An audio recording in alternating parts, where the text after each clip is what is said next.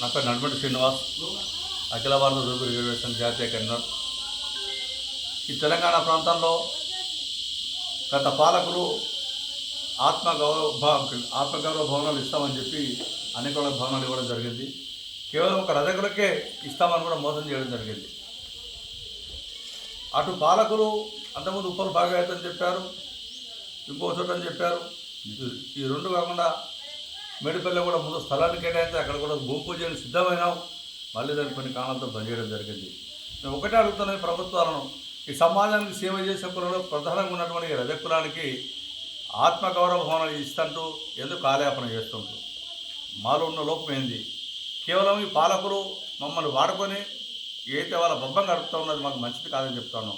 మాకున్నటువంటి ఒక ఎమ్మెల్సీ, ఒక ఎమ్మెల్యే గారు, షాద్నగర్ శంకర్ గారు ఎమ్మెల్యే గారు, అదేవిధంగా బసవరాజాచార్య గారు, వాళ్ళకు మేము విజ్ఞప్తి చేస్తూ ఉన్నాం.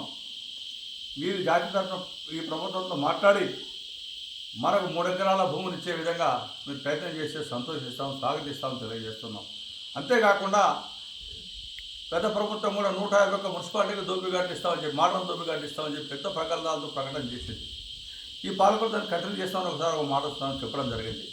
మరి అవన్నీ మాట్లాడకపోతున్నది. మనం ఎవరైతే ఇప్పటివరకు మా సమాజంలో వృత్తి నమ్మకం వాళ్ళు వృత్తి చేస్తూ ఉన్నారో వాళ్ళకు కూడా సమన్వయం చేయమని అడుగుతూ ఉన్నాం. అదే కాకుండా ఇప్పటివరకు ఇచ్చినటువంటి ఉచిత కరెంట్ ఏదైతే ఉందో ఈ ఉచిత కరెంటు మీద ఇప్పటికి అమౌంట్ కట్టడానికి పోతే ఇబ్బంది పెడతా ఉన్నారు. కాబట్టి ప్రభుత్వం వెంటనే ఉచిత కరెంటు బకాయిని పూర్తిగా చెల్లించే విధంగా చర్యలు తీసుకొని కోరుతూ ఉన్నాం.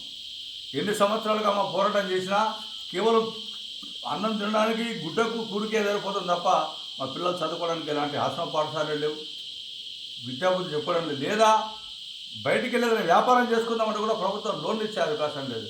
అరకొరక నిధులు తీసుకుంటూ కేవలం సంక్షేమం పేరు మీద మమ్మల్ని మోసం చేస్తున్న ప్రభుత్వాలకు ఒకటే అడుగుతున్నాం సీరియస్గా.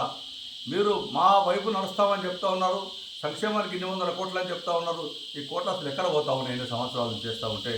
అందుకే మేము నేరుగా చెప్తా ఉన్నాం, ఈ బ్యాంకులో కూడా సుమారు 1 లక్ష రూపాయలు బేషరతు ఇవ్వని చెప్పి ఇప్పటికే డిమాండ్ చేస్తూ ఉన్నాం. మాటలను వ్యాపారం చేసుకోవడానికి పనికొస్తాడని. కానీ ఏనాడు ఈ పాలకులు కేవలం కళ్ళబొల్లి మాటలు చెప్పి మమ్మల్ని గారడి చేసి ప్రభుత్వాల మీద మరొకసారి కూడా మేము చెప్తా ఉన్నాము, మీరు ఇదే విధంగా చేస్తే మరో ఉద్యమం తప్పదని తెలియజేస్తున్నాము.